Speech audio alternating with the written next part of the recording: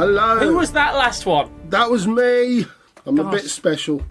Hello and welcome to episode 135. There's no point trying to do a professional opening now. He's already invaded it. Welcome to the Matthew Jude episode of the Game Pit.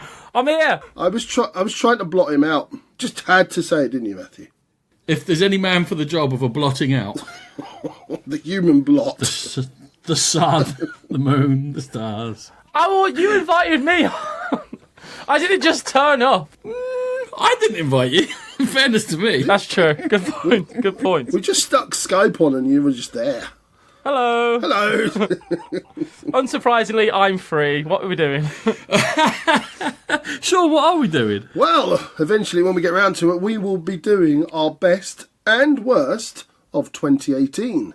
I'm sure there's going to be a complete agreement with everyone on this one. Big time. Well, we've all seen the notes, so let's not pretend, shall we? Hello, everyone. That was Sean. I'm Ronan, and I suppose we should welcome Matthew. Hello, I'm Matthew Jude. Nice to hear you too. What's going on?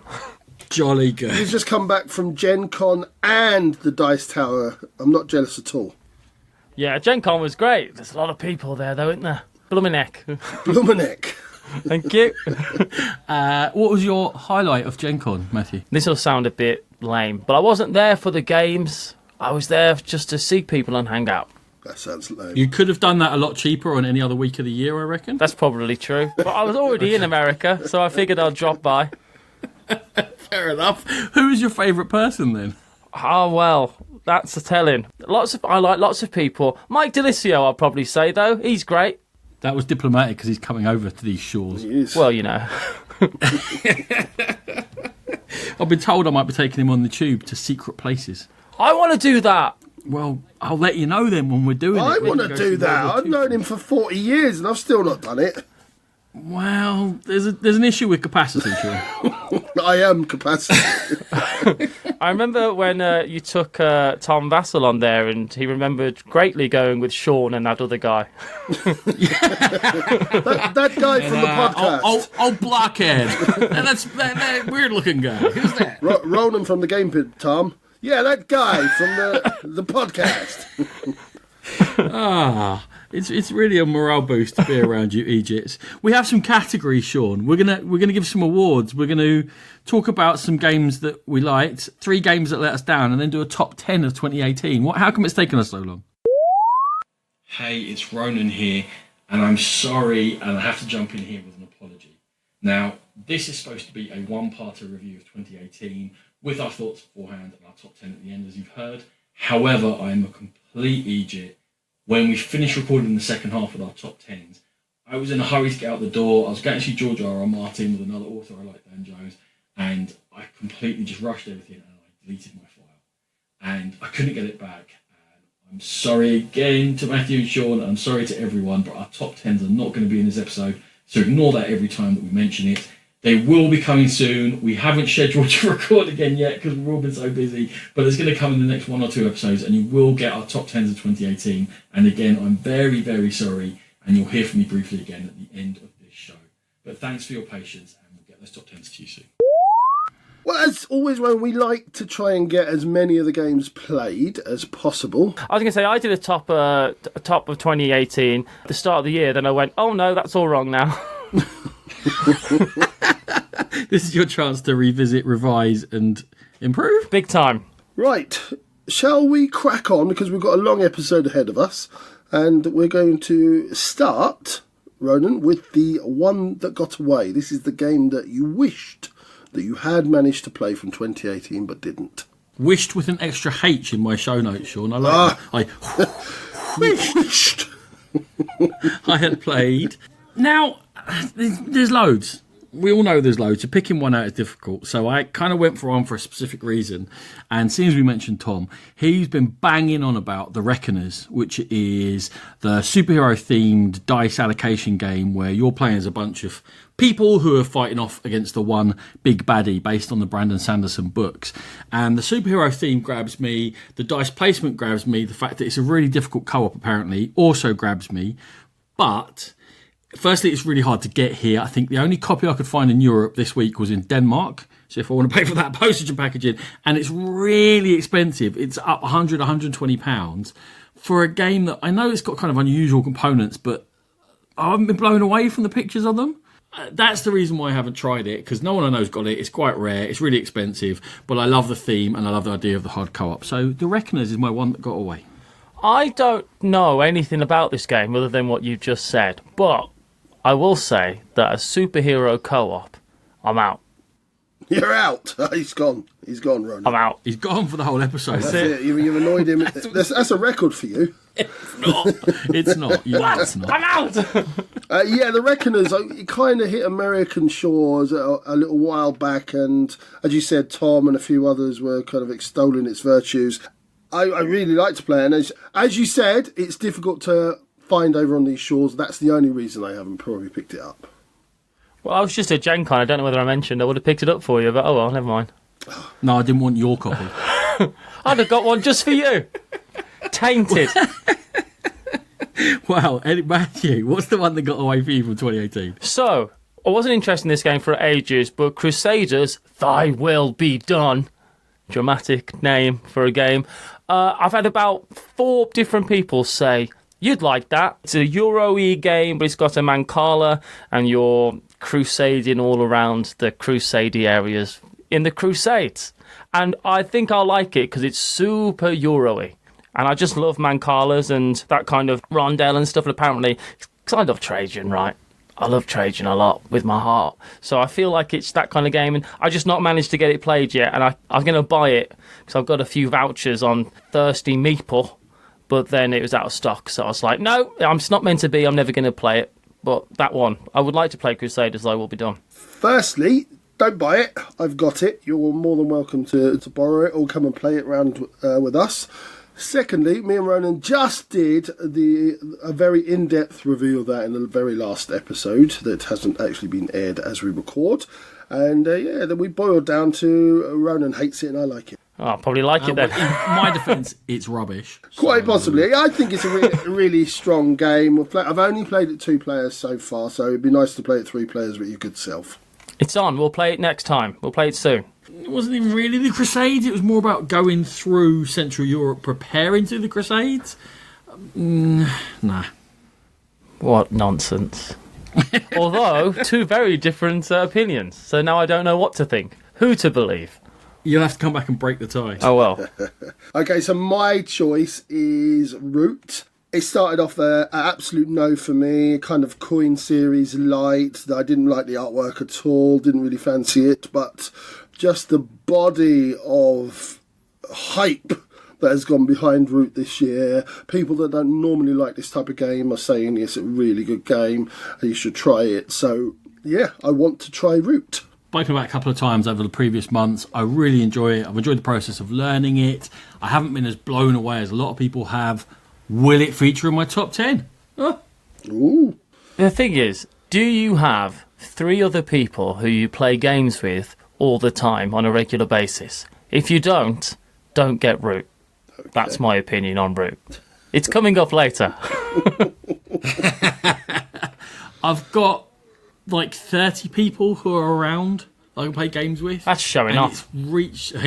I'm very. I've got positive. Sean. That's it.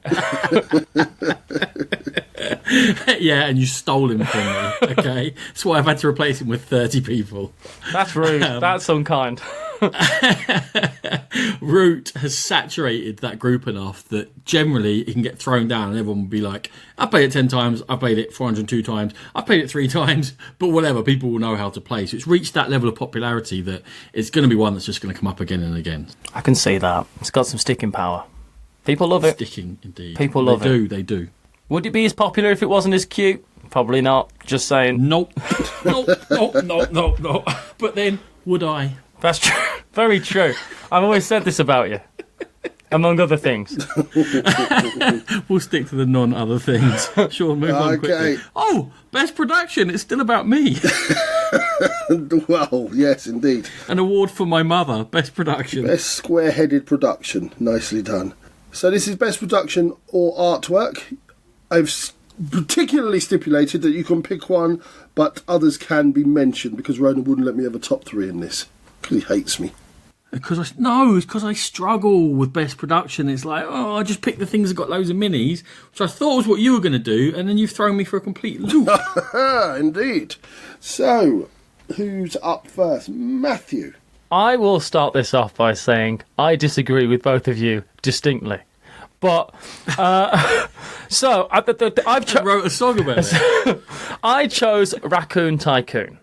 And my reason for choosing Raccoon Tycoon was because when I opened the box that I got the first time I played it with you two at Aircon, and I said, is this the Kickstarter version? And it wasn't. It was just a normal version. All the bits are like nice little resource bits. The first player marker is absolutely ludicrous. The art's incredibly cute, right, and twee, but it's just such a great production, I think. But I will also say that this is the hardest category for me to choose anything in, because I look at all the games I love and go, well, are they great production? Probably not.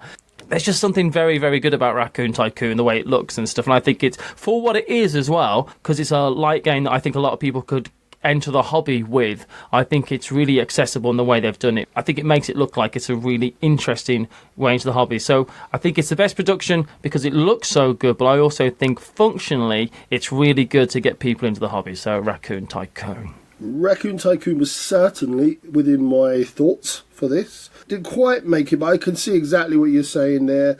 I love the starter player marker, that big chunk of wood. It's just the best starter player marker. That just says, oi, starter player. There's no question, is there? There is no question. Who's start player is the person with the 8 stone piece of wood currently hanging off their neck. Okay. This gets a supplementary award from me for most varied production, because 90% of what you said is correct, and it's lovely, and it's lovely pieces, and it's just a very well made game, but the artwork is freaking horrific and gives me nightmares, and certain of those animals, the railway tycoons, have haunted my dreams for months. So normally I don't like I can't say the word, anthropomorphized or something, yeah? Close enough. Close enough, yeah. I don't normally like that, but for some reason in Raccoon Tycoon it doesn't bother me. You don't like Australians? Shh. And yeah, for some reason in Raccoon Tycoon it doesn't bother me as much. That's not high praise, is it really? I'm not as bothered as Ronan is. It doesn't aggravate me to despair. I don't get the cold sweats from this artwork. It's not quite that game with the dog sitting around a table that terrified us in Essen one year, Ronan. That died a death, didn't it, after we hit it with a sledgehammer a few times? Never to be seen again. That was terrifying. The dog's playing poker. No. And that wasn't even the theme of the game. No, it wasn't. It was just a random picture on the board. Yeah, box or something. that was... okay. Sean, we're about to get shouted at by Matthew. Do you want me to not say this one, or is it all right in this one?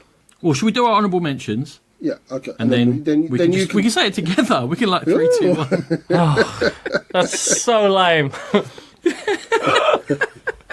Welcome to the game. Right. So, Sean, your honourable mentions. So, my honourable mentions are Everdell. Which I just have to make a protest about. Clearly, no one in this hobby has got any morals that man is still allowed to make a successful game. I know. Yeah. Everdell was my second choice, actually. You also have no morals. The table presence for Everdell is obvious, with a massive, huge tree that's not really that functional, but still looks really cool. But all the bits and pieces and the artwork are really stunning. Next honourable mention, the Grim Forest. The production values behind it. You actually make the houses as you go along. You place the floor, the walls and the roof on them as you go. The artwork, again, taking those fairy tale mythos and bringing them to life, really, really good. And the miniatures even are very good in this one. And Gugong, just for the sprawling picture of the board. The board is just a beautiful creature to behold. I love it. That's a really good choice, Gugong, because I was thinking about that. I was very, very excited about that game and had high hopes for it because of how it looked. More on that later.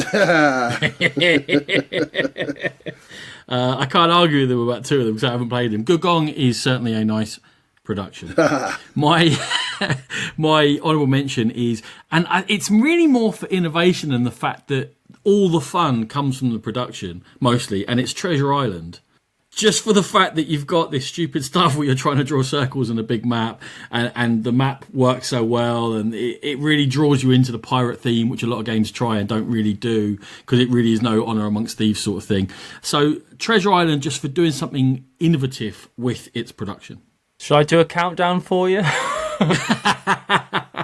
Go on, Sean. You can say what we both chose independently as our best production, which I was shocked by because I thought it would surely be some minis laden rubbish. You were shocked.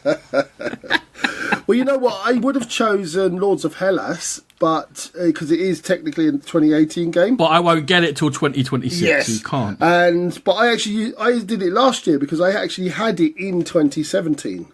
Yeah, you did. Yeah, so I did it last year. Yeah. At least 3 years before me. Nice. Brass Birmingham, I think, is the exact way to attack the market in the modern day. He's taken an old game that was looking dated and given it a sleek, really attractive new look with those clay discs serving as the money. Quick! I'm going to interrupt. I know we're not interrupting, but I feel as though I need to interrupt. Go on. Because would you have chosen Brass Birmingham if it didn't have the clays? Yes, I think the design on the board and everything else is beautiful. It looks like a dark, dreary evening in Stourbridge Town. And oh gosh, I hate that's probably. Tell me what it's trying to represent, as opposed to a dark, dreary evening in Stourbridge Town. I also hate Birmingham, so I think that's the place.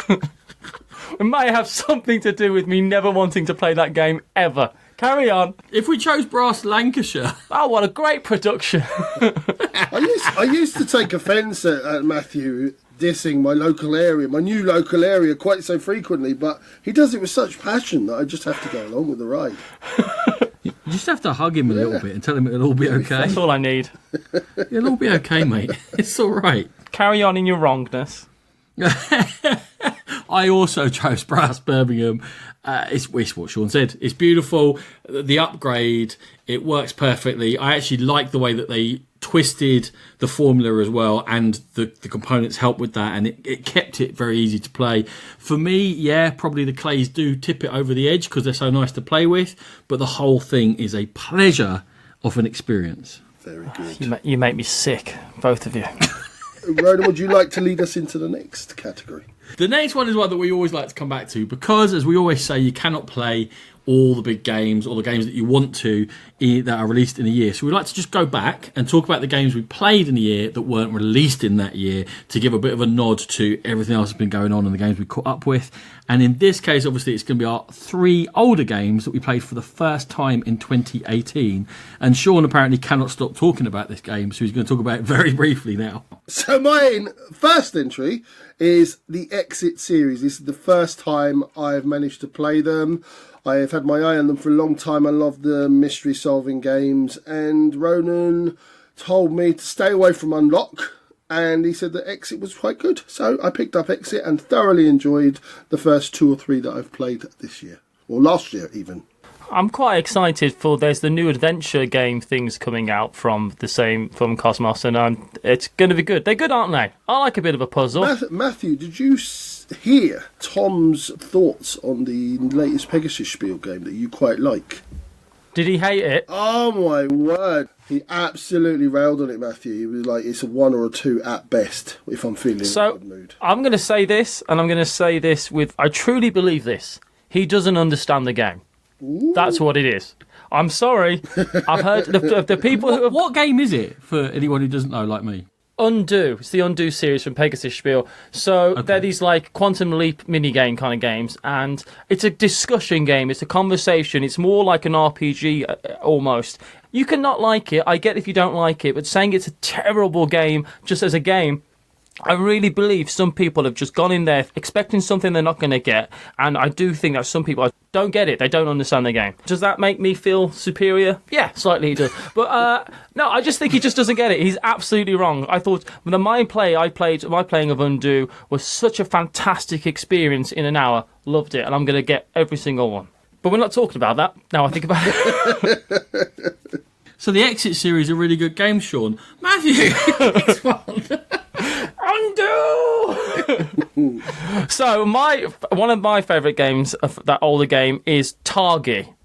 I just heard so many people going on about Targi for such a long time, and it's been so German for such a long time that I was unable to play it. It's still very German, Matthew. We'll come back to that. Yeah, I knew you were going to bring it up. So I've played Targi for the first time this year, and man, I absolutely... First of all, it's in my favourite box size. I know that shouldn't make a difference, but you know what? It does. And I love that box size. It's just a perfect two-player game. I absolutely love it. Targi's probably up there in my top 20 games now of all time, I should say. It's absolutely brilliant. Loved it. It's like a worker placement game where you put games around the edge of the board, and where those kind of like corresponding the coordinates for the rest of the cards, you get to take those actions and you're trying to get resources to fulfill contracts, essentially. But there's also a tile placement element to the game where you're set collecting. It's quick, it's fast, it's fantastic. I think it's really accessible, and I absolutely love what it does in such a small box. It's brilliant. Targi. There we go. I've played it twice, about 7 years apart in the plays, so I can't really give you a thorough going over for this. I'm pretty sure I was pissed last time I played it as well. What, you mean you didn't play the version I bought you for your birthday? You're just a horrible person. Oh! Wait for it. Hold on. Let's get deeper into this story. Why have you bought me a German version of a game with loads of... Well, don't worry, I'm going to do post-ups for you. 4 years ago. 4 years ago. Anyone I still have the stickers ready to go. Yeah, Da Vinci is working on those paste-ups, apparently. I can't wait for my Vitruvian Targi to turn up at some point. Matthew, I presume it's a good... I'm going to flip a coin. Heads, it's a good choice. Well done. I don't really remember. Excellent. I'll take it. Sean, you're not allowed to talk about Targi, so I might just move on. Yeah, fair enough. It's a good shout. Go on. Good. Right, this is a fantastic game that I've raved about before, from 2017. It's from Greater Than Games, really. Is it Nexus Games that their print that came from? It's Spirit Island, the co-op where you are the spirits of the land fighting against the evil European invaders. I like to pretend it's Ireland. Anyway, it's got everything I like. It's got asymmetric powers. It's got clever card play. It's got a little bit of deck building. It's hard when you first play it, then you'll get good at it, and then you've got the ability to advance it through several layers of scenarios and different invader powers and make it harder and harder and harder. There's loads and loads and loads of plays in that box. This was my number one, but Sean's made me talk about it number three because apparently numbers mean nothing to him. But Spirit Island is fantastic, and as with Matthew, it's definitely one of my top 20 games, although he was talking about Targi, not Spirit Island, so that got confusing. I certainly wasn't talking about Spirit Island. I can see Spirit Island really is like a Pandemic on steroids, and I can see how it's a very, very good game. I don't love it, but I absolutely can tell it's a great game. Does that make sense? Yes, it does. You're no Tom Vassell, let me tell you that, Matthew. I have only played it the once with Ronan, and it didn't quite click for me. I think I probably need to give it another 2 or 3 goes before I finally make my decision. I think I'm on the same sort of side as Matthew in that, yeah, I can see the cleverness of it, but not quite for me just yet. There are so many games you say that about when you play first with me, and then after 3 plays you're like, I'm buying it! No, that's just fair enough, and I fully admit to that I need to give it more games and more plays. You know the other thing you need to explain? Why I haven't played the next game before last year? Yeah, what the heck? What is this doing on this list? I don't know. It's one of those anomalies that you always kind of think, you know what, I think I've played it. You hear so much about these games, you almost sort of imagine you've played them yourself, and it's Forbidden Desert. Obviously, the follow-on for Forbidden Island, which me and my family and Ronan and his family really adore. And yeah, and there was never a third game published. Never, no. That was my next question. Immediately when we played it last year, we fell in love with it, and Forbidden Island has been relegated a little bit now because of, I think it's a superior game. So Forbidden Desert is my number 2 choice. It's a good game. That's it. That's my whole review. Get out. This is a genuine question. Are you a big fan of co-op? No, I'm not. By the way, so something you should know about me. I don't love co-ops, but there we go. That's probably something that's important to know. So you say that's a good game. We can then read that as, bloody hell, that's amazing. Yeah. People, if they've listened for a while, will know that I love Forbidden Desert, and I'm just puzzled puzzled, Sean, how this slipped you by. It's really hard, and I do like a hard one. And no third game. That's a shame. Matthew, your next choice. We're just gonna mull over that. Innuendo, it's fine. So What innuendo? I've just looked at my board game collection. I don't think I own a single co-op, but that's great. So I'm happy about that. Okay, my next game on this older games that I've played the first time and enjoyed is Tigris and Euphrates. Oh yeah, Dr. I wanted Cade. to fanfare you there. Dr. Cade is finest. Oh, amazing game. It's so good. And I've played it a bunch. I've also bought Yellow and Yangtze because I think that's going to be a easier sell on my brother thematically. But man, it's just so fantastic. It's up there in my absolute favourite games. It's just brilliant, and I get it right. That some people find it difficult because it's a tile placement game where you're kind of like making these cities and you're scoring points by being connected to these cities and all this kind of thing. And it's a cutthroat, ruthless game, which you wouldn't think I'd like, but that's the whole point of the game. And there's an internal-external conflict that some people get kind of confused, and I get it. It took me a while, and also there's an app version of it which is really, really, really good. I think, man, Tigris and Euphrates is so good. I've been on such a Reiner Knizia kick this year that I could have just filled this list with Reiner Knizia games because he's great, isn't he? Isn't he great? And he is great. He is marvellous. He really is. Because I've got a game called Chin, which is by Knizia, and people think that of as a Tigris and Euphrates light. I think the games are different enough for them to be... They're comparable, obviously, but then they are completely different games. But, Tigris and Euphrates just blew me away. I absolutely think it's fantastic. So that's it. It's in my top 10. There's nothing else. Yeah, we've talked about it loads. It's in our... remember we used to do the Vault, Sean? Oh, yeah. It got in there before we stopped. There's a blast from the past. Maybe we should bring them back. Amazing game, and well done for finding it, Matthew. You're a good lad. Yeah, I can't believe you haven't played this one, Matthew, because you are, as you said, on a Knizia kick. I assumed that the Knizia kick went beyond just last year, but obviously not. Well, it does. In some ways, it has. But I was a bit intimidated by Tigris and Euphrates because of all the, frankly, bad press it's got. I think. Yeah. But there are some people who, hold on. Those people are bad people. You don't need them in your life. I'm going to start cutting them out of my life. But what you need to do. It's a game that I know that dry Euro fans enjoy, but it's also a game that I know that people who've gone, and I also like Tigris and Euphrates as well as all these minis games. I do think it's got really wide appeal, and I just think, oh gosh, it's great, isn't it? Oh man, I just get excited about the idea of Tigris and Euphrates. It's brilliant. It's quite interesting to play a game of it where there's the sort of dry Euro-y players who then have a more aggressive player come in, because it's a game that can form patterns in a play group. Yes. And I think people sometimes think it's a stage and they're like, oh, I'm protecting this, I'm protecting that. And then some lunatic comes in and will give up like an 8 area of black tiles just to attack a monument to get the 2 reds that they need to bump their score up. But they're willing to take the big risk to make sure. Yeah. And generally they will win because they won't have a lower one because they'll get, I've got 12 blues, I don't need any more blues, have all them blues, and they'll do clever things like make you fight 3 colours before they get to the one where they actually want to win. And yeah, it's really good sometimes to see the shock on some players' faces when someone comes in and really mixes it up. Absolutely, I can totally see that. It's actually one of the few games that when Fantasy Flight did the remake of it, it's horrible. You've made it so much worse. 100% agree with that as well, big time.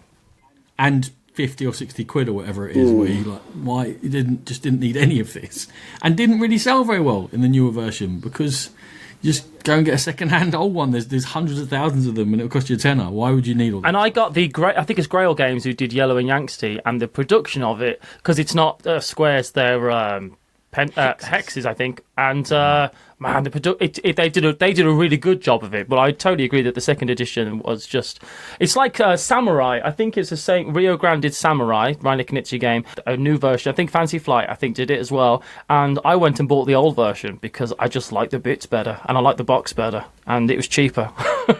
Yeah, I'm just so cool. I had the 2 older versions already, so I was just sitting back being, all old school or something. I don't know. It's not old school if you bought them when they were brand new. Oh, okay. What is it? I'm confused. Right, from Dr. Knizia to another fantastic designer, Uwe Rosenberg. And again, as you know, if you've been listening, I played Fields of Isle for the first time in 2018. So it's a 2-player worker placement game which plays over winter and summer months, and you're looking to build up, as is kind of typical Rosenberg, build up your infrastructure and your resources and take them to market and sell them and get better and better and score more points than the other person. And it is competitive without being completely cutthroat. There's quite a lot to it. There's a lot of worker placement spaces. It's not quite as bad as a Feast for Odin in terms of that. It's a lot better as a game. But Fields of Isle was a real pleasure. And one we've parked with the full intention of going back to, but I keep saying it, we haven't quite gone back to it enough just yet. My thing with Fields of Isle is that you could describe it as it's a Nouveau Rosenberg game, and that's the end of the description. I appreciate that, but it's one I've not tried, and I wanted it because it's 2-player only. But I tell you what, I want to love Uwe Rosenberg's games, and you'd think I would, but I just haven't found the Uwe Rosenberg that I absolutely am in love with. But I like Feast for Odin, but I feel like his games are a bit sandboxy for me, I think. I don't know. I think I would like to try this one because it's 2-player, I think, as well, though. Yeah, I'm not 100% on his. I do... and also I go up and down on the individual games. I get, I really like that one. Oh, no, it's tailed off a bit for me.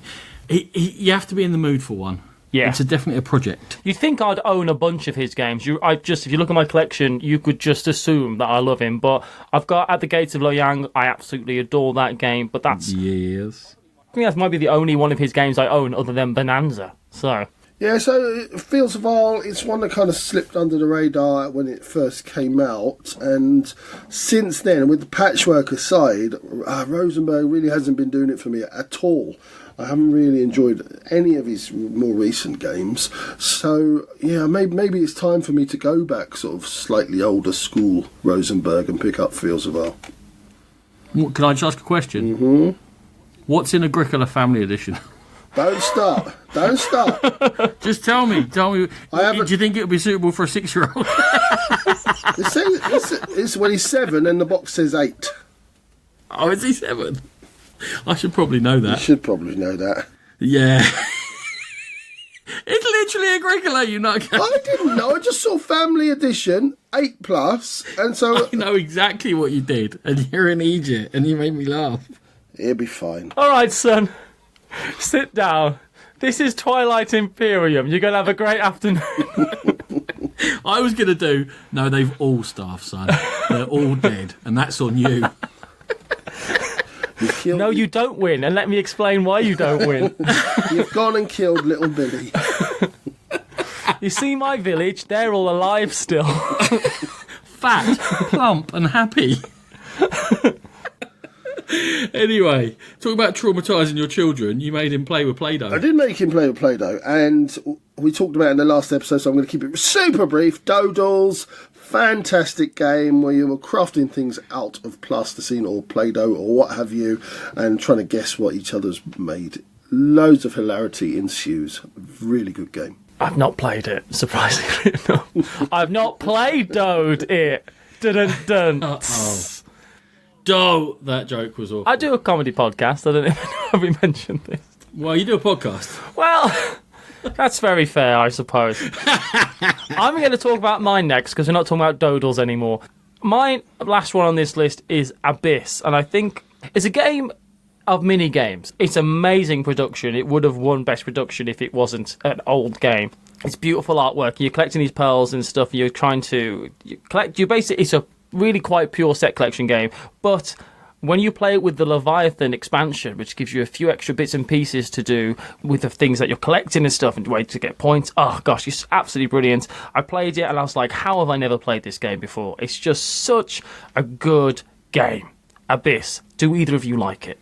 I love it. I hate it. Well, I'm getting mixed responses. That's good. It's actually one of the few games that I actually refuse to play now. It's really? Yeah. No, but then why? Because it's nasty. You're at the mercy of the cards. You're at the mercy of the player either side of you and their level of play. I just don't enjoy This all sounds good so far. Carry on. I've never enjoyed a game of Abyss. I've sat there and just felt thoroughly miserable the whole time. I mean, your wife is quite mean, but I mean, she's not that mean. She's polite to you. You don't know her that well yet. No, she speaks to me in frank terms. You think so?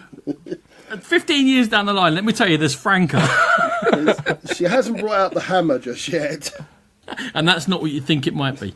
A bit, yes. I got the Leviathan expansion, so we went back and played base game again, and then took it through the 2 expansions and Sean banned me from talking about it on the podcast. He said I've talked about it too much, so I can't review the expansions. They're really good. I wouldn't play it without Leviathan now, I don't think. Yeah, it's a bit much because it depends who I'm introducing. Yeah, to. that's very true. So the odd time I just pluck it out if I'm trying to teach something that I think they anyway. It is lovely and it's very interactive, and there can be a little bit of downtime when you spent your pearl and you're waiting for it to go around a little bit. Yeah. But it's not that long, and it is just a set collection game with some frills on. And obviously the backlash against it, we always say, was when it was teased with this amazing artwork and this abyss and this idea it's going to be something epic. I think people were expecting an FFG coffin-sized game, and it wasn't that. It was a little pretty 75-minute set collection. Yeah. And that's where I think it fell off into the abyss a little. It's got, I like what you did there. It's got lots of really cool little player powers though, and you push your luck with getting an extra special power, and some of the cards are a bit mean, but they're not totally mean. Oh gosh, I love it. And I'm quite excited about Abyss Conspiracy, which is a new game in the Abyss universe. Oh, how exciting. Coming out at Essen, I believe. I'm going to be picking it up if I can, because I'm going to Essen. Sean, are you going to Essen? Shut your mouth, Jude. I'm going to Essen, Matthew. I will hang out. It'll be lovely. It'll be amazing. We'll take selfies everywhere. Right, I can't take any more. I'm gone. I quit. I like how all 3 of us essentially have already left the podcast. We've stormed out. There's just an hour of silence left for people fill in the blanks. They do a better job anyway. Best podcast they've ever done. It was only 30 minutes long. Imagine we could get a podcast done in 30 minutes. We always say it. It's just a dream. The last one for the best older games is a game that I know Sean has been desperate to play forever, and I am pretty certain he's going to adore it when he does. And I only got the one play of it in, and I did talk about it in the podcast, and it was War of the Ring. I'm a Tolkien fan, and I've been really looking forward to it. I ended up playing it with 3 really cool guys. Well, one was Chris Marlin, but the other 2 were nice guys. And the other Chris, Canadian Chris. And we were all either very rusty or brand new to it. And therefore, it took a long time, but we knew it was going to take a long time. And we were playing together and we're at the same pace as each other, and made some terrible decisions. And the Forces of Sauron crushed the 3 people, which I will have to take 98% of the blame for. I was really bad at it, but I very, very much enjoyed it. It's going to be difficult to get to the table. I've probably forgotten all the rules already, but the next time I'm quite willing to put 4 or 5 hours into it again because of how much fun I had making my own version of that stuff. I hate you. I think I would probably enjoy this as a game. I'm not a Tolkien fan particularly, and I'm also not a generic fantasy game. Although I do appreciate a generic fantasy fan. I do appreciate that generic fantasy, though, comes from Tolkien in a lot of ways. So I wouldn't call that generic fantasy. But I just hear so many good things about this game that I would love to give. It's the same way I feel about Twilight Imperium, actually. I just, it's not something I would normally want to play, but I hear so many good things and so many great experiences playing that game that I would like to give it a go, because I love those big moments in games, and I can feel that War of the Ring would probably give that. So I'm interested. It's not much more for me to say. I'm desperate to play it. I'm very jealous Ronan managed to play it, and yeah, I'm gonna try again this year. It's one of my goals to get it played a second time before you've played it once, just so I can go through that high of emotion again. Put it on your 10x10.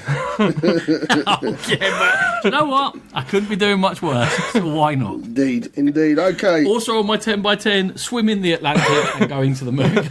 But you managed to hover across the ocean the other day. I managed to hover across the ocean. The French dude that did the channel. Why would that be me? What happened? What? You said you were swimming across the Atlantic, but one of your 10x10 you managed to hover across the channel. Okay. I'd have to borrow Nick Fury's flying ship for it to be a hoverboard for me. The helicarrier with this. The helicarrier. It's straining, sir. Okay. Okay, so we are going to move on to, in some ways, my favourite section of the show. And mine. Because I do like hearing people having a good old rant. It's the most disappointing. The 3 games that have let you down this year. Not necessarily the worst games, but certainly the ones that have let you down the most. Okay, and are we pretending these are in random order and you're just upsetting me? We are pretending they're in random order, but you can tell us which one upset you the most. Okay, so this is just a random first. It wasn't my number one that's supposed to be third. And it was a game that we bigged up going into UK Game Expo 2018. And Sean even did an interview with Martin Wallace about it. And we got access to an early sort of look at it. And then via one of our friends, we got access to an early copy to play Wildlands. And it's a group sort of small set skirmish game where you're controlling a particular set of adventurers around a theme. You might be sort of mechanically themed or magician themed or cowboy themed in this kind of generic fantasy setting. And you do a draft of cards to choose and you choose where your figures are going to start. And then you choose where some gems are going to start for the other player. And the gems, you can either collect them to get a point or you can kill another person's figure to get a point. And you have to get a certain number of points. And whoever gets that set number of points as a race, in a sense, will win the game. And it looked really good. And it was Martin Wallace doing a skirmish game. And all the factions and the story and all that. And it was like, oh, this is going to be really good. And we sat down, we played it once. And it was so bad, the four of us said, okay, something's gone wrong. So all four of us read the rulebook again, took the time, made a cup of coffee, chatted. We've all read the rulebook again, yeah. So we all four of us played it again. No, it's just that bad. It's just... I could not fathom how that game got published like that. Because if you would completely ignore the fighting, and there's supposed to be this clever hand management for cards with different symbols on, but there's so many different symbols, you can throw cards away to become a symbol that really it's not clever hand management because it's far too mitigated. But anyway, rather than fighting, if you just run and grab your gems, it is 3,000 times easier than bothering to fight anyone. Because people can come in and they can block, or they can run away, or they can fly, or they can put a blocking unit in there when one gets to low health. And it takes forever to kill anything, but picking up your gems is easy. You literally walk into a room and pick them up. So it wasn't a fighting game, it was a maze game, and it was just terrible. And it is the most disappointing game I've played in my memory. I know that this one's quite divisive, and I've heard some people who love it, right, and some people who have very, very much disliked it. Everyone that I've been around who's played it has gone, well, that's a game. And that's been the highest praise I've heard for it in person. But it sounds to me like you should just play Adrenaline. It's that kind of skirmish kind of game. Also didn't love that. But it sounds, but at least that's a fully functioning game. It is a fully functional game, and I had some fun with Adrenaline. So I wouldn't put that in this level at all. Adrenaline was okay. So firstly, Sean upset Martin Wallace. So let's not let's not just say anything other than that. I kept asking him about his playtesting and how he playtests, and all he wanted to do was talk about Wildlands. Better than asking about his taxes. Oh, he went there. He went there. I got threatened with court on BGG for trying to talk about stuff like that. Right? I mean, we can stop. We can edit this out. No, we don't have to. That's staying in. All of it. The comments of Matthew Jude are not necessarily the comments that I held. But they are. By the game. But they are. Shut up. Okay. I will say now I know nothing about this situation. I just thought it would be funny to mention. And what? Having to flee the country? Wildlands itself, How is his playtesting method, Sean? He wouldn't tell me. He kept saying, I'm here to talk about Wildlands. I thought he said he played it for a weekend. Oh, this one, I got around and I said, like, so what, okay, about Wildlands, how did you play test Wildlands specifically? And he said they'd rented a cottage out for a week in, I think it was France, but I could be mistaken, and he'd got a load of his friends round to play test it, and that's where they play tested it. He's done a lot of good games, though. So it's, yeah. One of my favourite designers, let me put it there, but Wildlands, Internet Titan Dan Hughes was quite excited about Wildlands, but I think he very quickly got rid of it after. Could we not get through an episode without mentioning this? Internet Titans have to be mentioned, we know this. I purposely didn't mention him because he was the person who I was around when he played Wildlands, and he had the look on his face of, I don't think I'm enjoying this. So, usual look there. Yes, he doesn't like board games. I fundamentally believe this. Anyway, you upset Martin Wallace. He didn't play test this game properly, and it's awful. Matthew, what's your next choice? That's the long and short of it. Mine is Architects of the West Kingdom. This is my... I enjoyed my play of this. This disappointed me the least, but I was really excited to play it, right? So it's not a bad game by any means, but it's not brilliant, in my opinion, and it's just very... So this is very rich and hypocritical come from me, but it's very generic, Euro-y goodness, and it's just fine. It's just fine. I do quite like the putting the people down and you've got loads of workers and then you kind of like you're going around getting wood and coal, and if you put one person down, well, you're not getting coal, stone, whatever, no one cares. You put one person down there, you get 1 stone. Then your next turn you put another one down, you get 2. Then you put another one down, and your next turn you can get 3 and stuff. But it just felt like such... In parts I was like, I need 5 stone. It's going to take me 3 turns maybe to get 5 stone, unless someone takes my pieces, in which case it's going to take 4 turns for me to get 5 stone. That's the one resource I need to get this card. It just felt a bit arduous at times.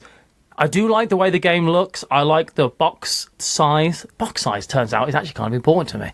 I like that. It's a nice production. It looks good and stuff. It just wasn't mind-blowing. And while I did enjoy it, I just didn't love it. I do like the way that you can be a goodie or a baddie, and when you're bad, you get to do the black market actions and you don't pay your taxes. That's actually part of the game. That's not another reference to anyone else previously mentioned. And then you have to try and make sure at the end.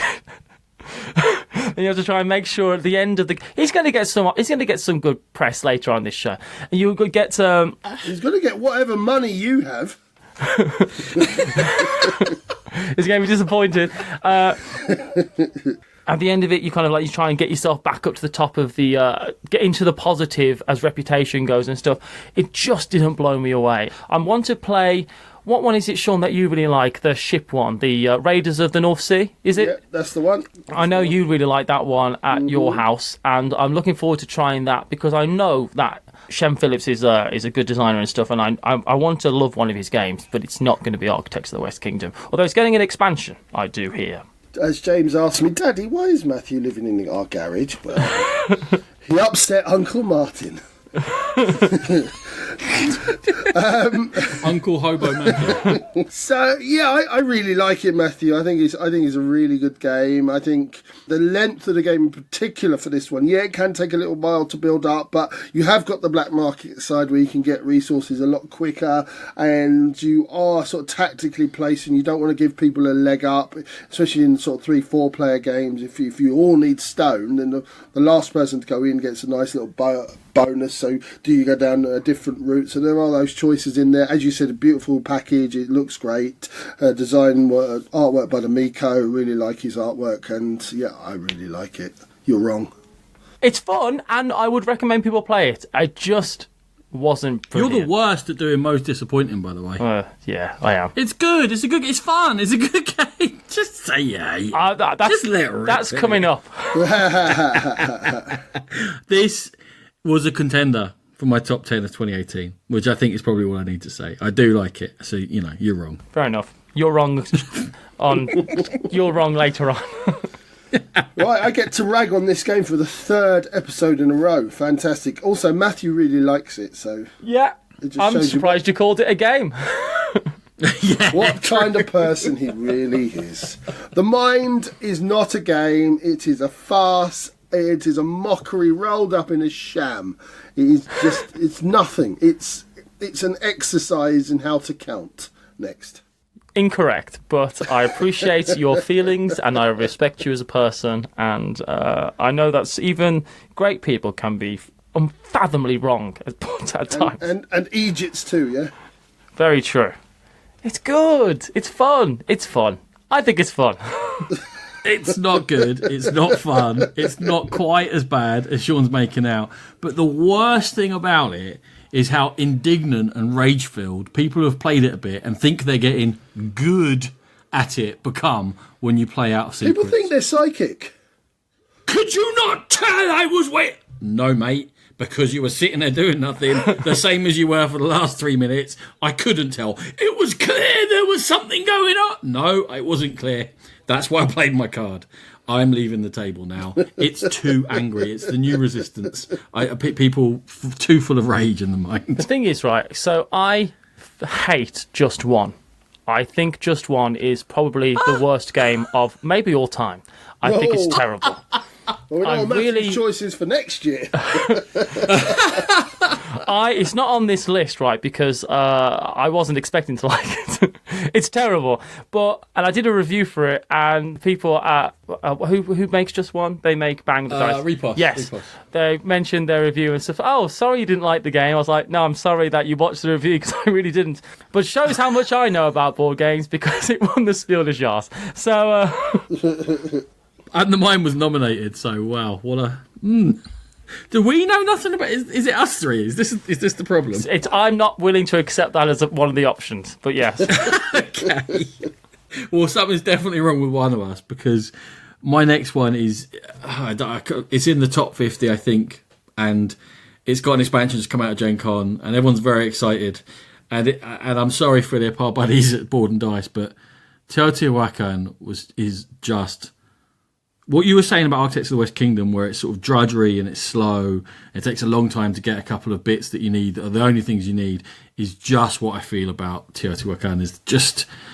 I'm just wading through problems that are not interesting in order to pick up 2 resources, which are set in stone, if you like. And that's what I have to get in order to move on around this rondel, and the things I do are programmed in 10 moves ahead, and I have to follow this program. So I'm not actually making decisions for a while. Okay, someone might go down unexpectedly, so I need to grab a bit of cocoa instead, but that's not very exciting. Grabbing the technologies, you decide near the beginning, and then you get them when you get them, and then they just do what they do. And it lacks a decision space for me. It's just running a very slow, boring program. And I didn't think I was going to like it, but then people said they liked it so much that it was almost raised to a level of hope, and I should know better because I was offering people cash to play quicker. I did not like playing this game whatsoever at all, and I'm bemused. I quite like Teotihuacan, but it's not in my top. I never played Zolkin, and I think a lot of people were disappointed by Teotihuacan because it didn't live up to Zolkin's standards. I think is one thing that happened. Well, Ronan hates that too. It didn't live up to Zolkin's standards, and I don't like Zolkin. No, I like Teotihuacan though. I do think it's a fun game. I enjoy the puzzle of it. I do enjoy building the pyramid. I did really like it. I can see though that it looks intimidating to a lot of people because of the board and stuff. But I did like it. It's certainly not my favourite game of the year, but I do think it's a good game. I felt like I was achieving something when I played Teotihuacan, and that's not just sitting through the game. I felt I enjoyed the game as well. I think 70% of games that myself and Ronan play, we do agree on. I've got a funny feeling that this might be one of the ones we don't agree on, because the more I hear about it, the more I'm interested in it, and I've yet to play it, so I really do want to give it a go. It was quite close to being the one that I haven't played, the one that got away for me this year. I really want to play Teotihuacan. I think you'll like it. You don't either. You don't want to play it, and I don't think you'll like it. But anyway, that's right, because no matter how wrong you thought I was, Matthew's about to come and trump me. Root is terrible. I hate it. Root is not a good game.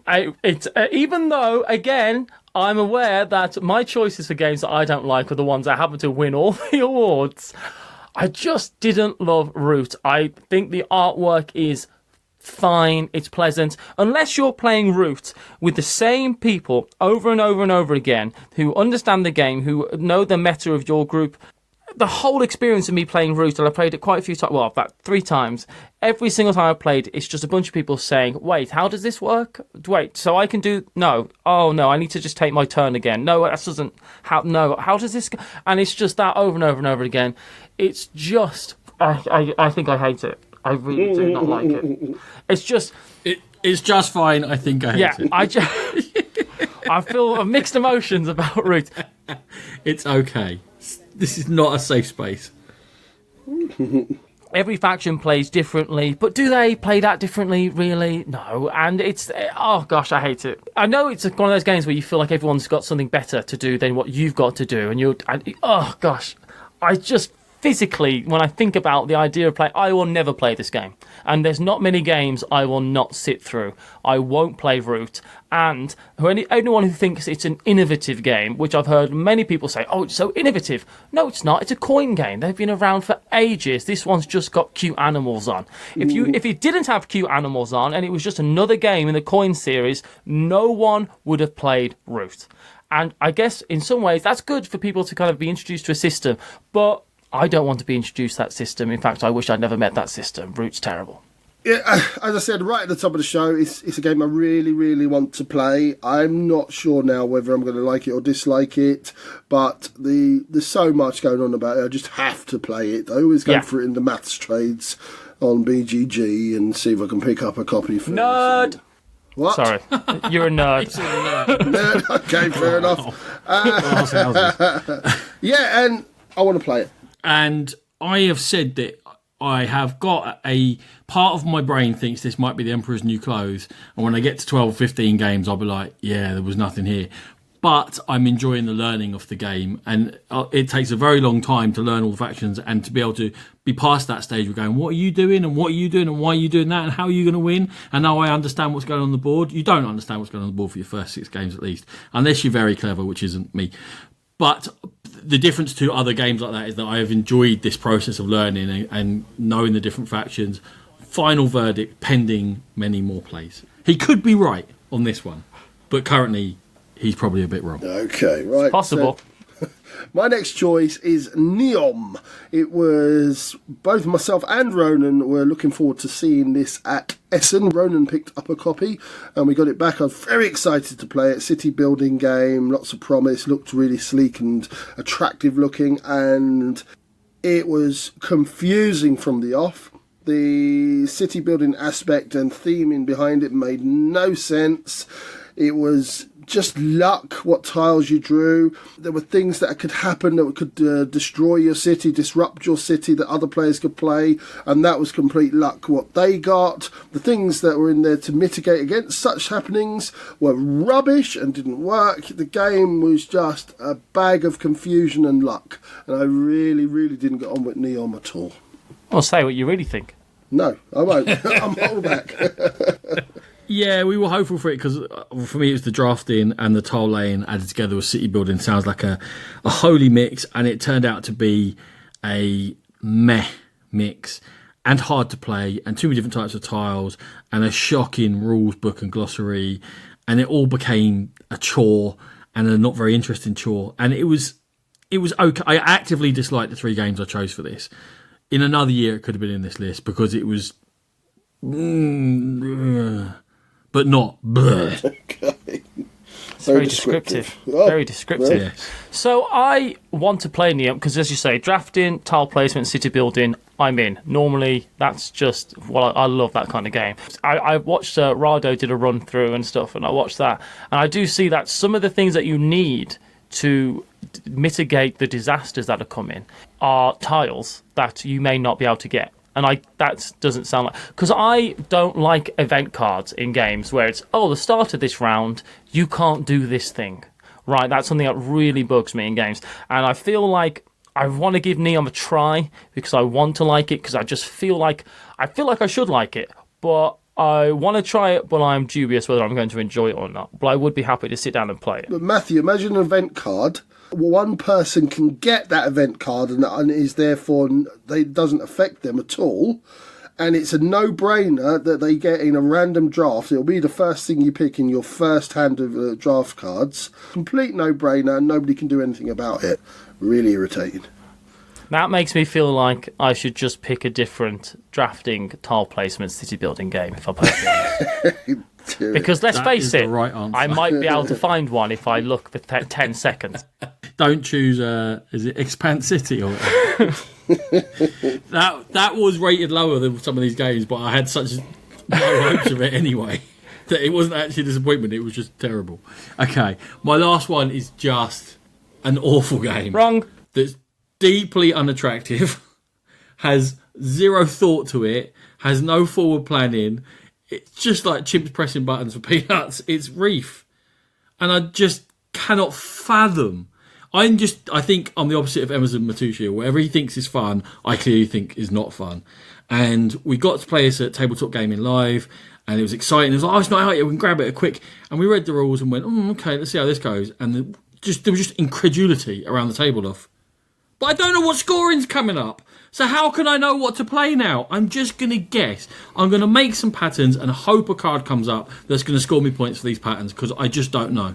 This is the most surprising hit to me, because I always sometimes think to myself, that if I was working for a games company, how do they choose these games? There's certain games companies are wildly varying the quality of their games, and I think you can't have really looked at that properly and playtested it and thought, if this came to my games company, I would have rejected it out of hand. And it's gone and sold however many, which shows why I shouldn't be running a games company. But it's one I just cannot even fathom how anyone's having fun playing this. I have played this, and I enjoyed my play of it. It didn't blow me away. And also, I realised earlier that I interrupted you, but it was because you were giving what I can only describe as a very large sigh. And I'm sorry that you've had to play this game. I like Reef for what it was. I think it's a very abstract puzzle-y game. I enjoy the building up and stuff. It's very quick and it's fast playing. I don't own it. I don't need to own it. And there's another game. I don't know why it makes me feel this, but I feel like they're so different, so I don't even know why I'm comparing them. But I would rather play Blue Lagoon, which is, I guess it's because it's got the same look, right? The same kind of like aesthetic look. And that's a fantastic game. But Reef was fine. I just enjoyed it. I like the chunky bits and stuff, but I totally can understand why it's going to be incredibly divisive. And I think it's going to be more people not loving it than loving it. Although I see it getting played a lot. I don't know why, but I do see it getting played a lot. It's fine. I see a lot of fidget spinners as well, Matthew. That's true. I don't think it's a bad game by any means, but I don't love it. Yeah, it was one that Ronan played at Tabletop Live in Alexandra Palace, and he came back and he just like, that's the worst game ever. So I can't have been that bad. So we went to Thirsty Meeples and we played it. The guy at Thirsty Meeples showed us how to play. Very simple game, and really unusually for a game that plays that quickly. Before the end, I was bored and hoping that it would end. The choices were obvious. The building up and stacking became very boring after a few moments. Oh, look, you stack. Okay, that's gone. And yeah, the look of the game was horrible, and it just didn't give me any mental challenge at all. So yeah, I agree with Ronan for once. I like the puzzle of it, but I think the worst thing that you can come away from a game feeling is not even hating it. Not wanting to spend the energy in hating something and just being bored is not a good review. So I'm sorry. I think boredom is what I felt at the table. The anger and the rest of it came after. When you see people going on about a great intro game, I'd be embarrassed to put that out in front of people who are new to the thing. Go, this is what we play. Goes, I can only imagine the look of disappointment and horror and thinking, this is what we thought you played. Weirdo. Matthew, you are going to forge onwards and be very right, and Sean's going to shout at us. I was very, very, very excited about Gugong because it ticks every box I like. It's got a slightly Asian theme. It's a Euro that looks absolutely beautiful, and it was like one of my top games that I was excited for at the start of the year. And I played it, and I just did not like this game at all. There's 7 places to go on the board. You're trying to do these little mini tasks at each place, and there's in the center of the board you've got to get yourself up this track, privilege track, whatever it's called. If you don't get to the top of that, then you're out the game. And even though it looks so beautiful, it really does. Oh gosh, I really hated it. It's all these little mini games. None of them are interesting or fun. And I know, again, very rich coming from me because Stefan Feld and Randy Knizia are my two favourite designers. But it does just feel like they found 7, well, not even 7, because I wouldn't even call one of them a mechanic. It's barely an activity. I would call it 5, maybe at best, different activities that do all together, and all these mechanisms just don't have anything to do with one another. And the card play it sounds interesting because you're picking up cards that you can use next time, and you're placing cards down, and you don't want people to pick up a good card, but good cards make you have better actions and all this kind of stuff. And I hated it. I really didn't like it. And I was so disappointed because I really, really wanted to love Gugong. And the one problem I had with it more than anything else is that there's this thing with the dice in Gugong where you're trying to have a certain numbers of cards in your hand at the end of the round to score extra bonus points. Everyone that I played the game with spent the entire game just trying to make sure they had that, because if you're the one that doesn't have that, you're going to be losing out big time. And it kind of took over the game, and it just shouldn't have been in the game at all. Oh man, I hated Gugong. I was just really, really disappointed by Gugong, and I'm sorry, Gugong, but you suck. Before Sean answers, I'm just going to sign my name at the bottom of that statement and be a co-signee. True, every word of it. Sean. I'm not going to disagree with a lot of that, because although I quite like Gugong, I certainly see the flaws in it. I don't like the palace track in the middle that you have to advance to a certain point, otherwise you're not even in the reckoning for winning the game. I hate mechanics like that. I think the special power track some of the powers are just too obvious, and the person who gets onto those first is often the person that will go ahead and win the game. Is that the shipping at the bottom of the... No, not the shipping. The powers off to the right of the board where you can... The edicts. Yes. They give you the laws, the extra abilities, or you can cheat a little bit, etc. I understand Ronan's frustration with the cards, in that if you used to have a round of just poor cards, that you could be almost pretty much ruled out of that round entirely. I get all that. I still find the card mechanism really interesting. I do think there are ways around it. There are mitigations to it. I really like the Great Wall of China, where it's almost like a bidding thing, and you're building up to get the powers on another track. I like the different elements to it. Some of them more interesting than others, but yeah, I definitely see the flaws in the game, and I'm very much in the minority. Everyone bar one person, which was Rachel, that played this with, absolutely did not get on with it at all. So I see where you're coming from. It's just bad game. You can say it.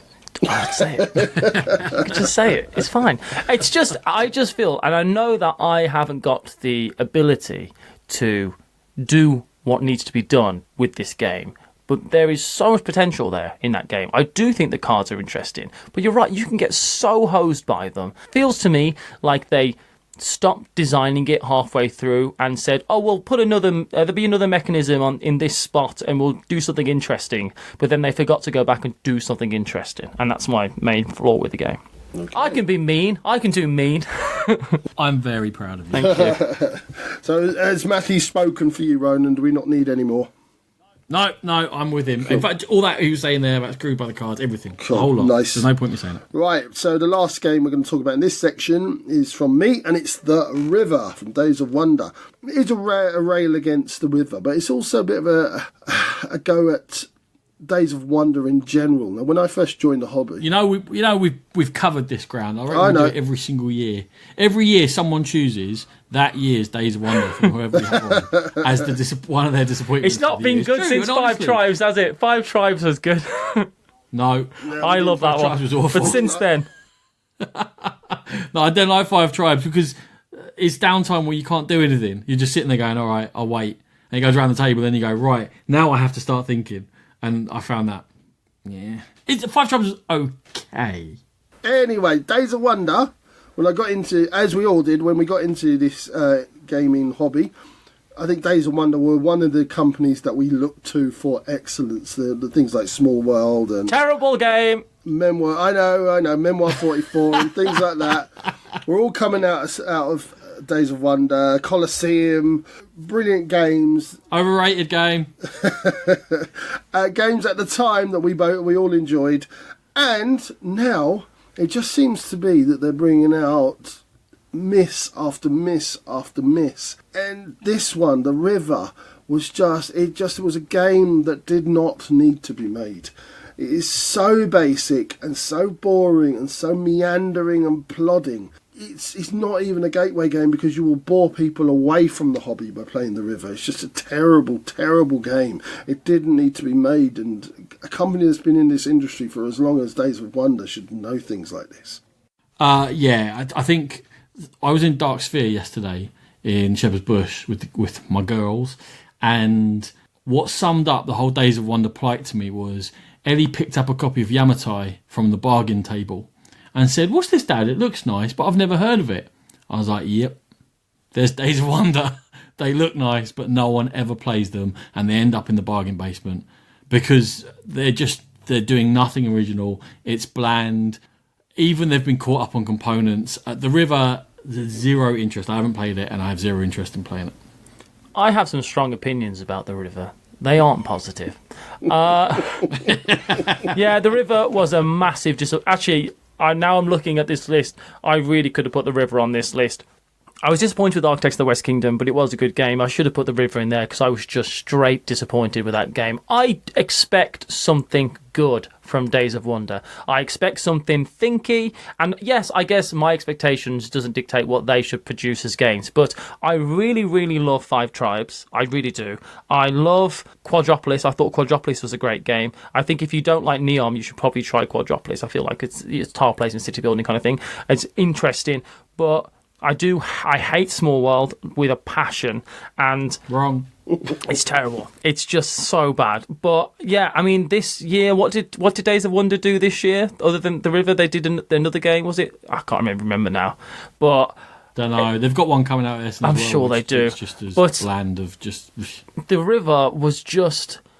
I was excited about it. I wanted to love it. I was like, oh, I like the theme. It looks really beautiful, as Days of Wonder games tend to do. It didn't help that my copy didn't have all the components in, so I had to contact the company, and then which I was not very happy about. And this time that I actually didn't have the components, I hadn't just lost them, like a copy of was it Terraforming Mars? The word for it is a word I don't use, but it is so basic. It's so it's like an introductory kind of worker placement game, but there's no tension at all. The whole set collection thing where you kind of where you're trying to put the tiles in the certain columns to get points, and there's an action spot that you can just start using at the end of the game just to move everything around, so you don't even have to think about it for the whole game as long as you do it at some point in the game. So there's no tension there.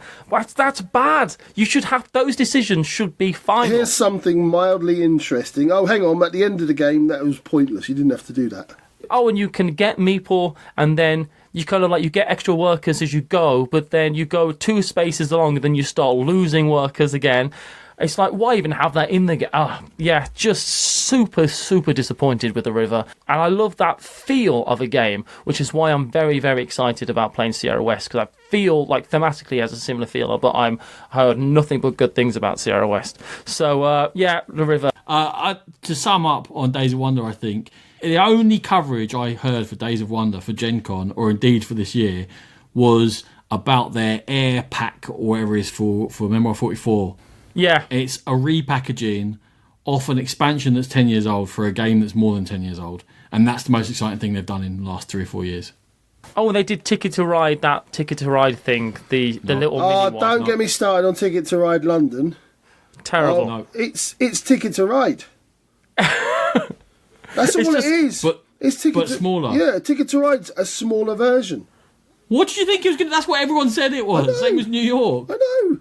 But I'm just... So what? I told you, we talked about you buying this on this podcast, and I said, why are you bothering? I like Ticket to Ride, don't start on me. All right, fair enough. Crack on, mate. We'll talk about it when you buy it, shall we? Egypt. Right, is that enough of our negativity? We're going to bring this up a level. We could do, but that's not like us.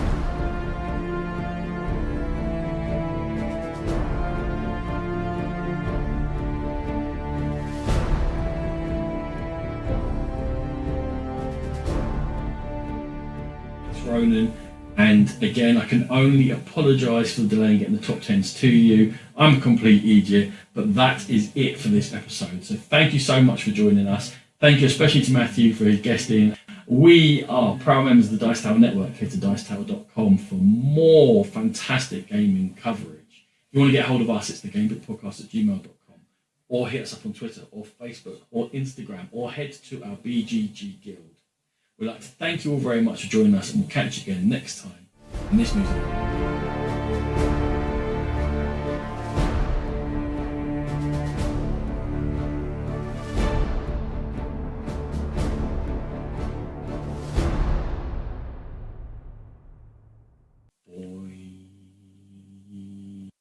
I liked some games this year as well, just saying.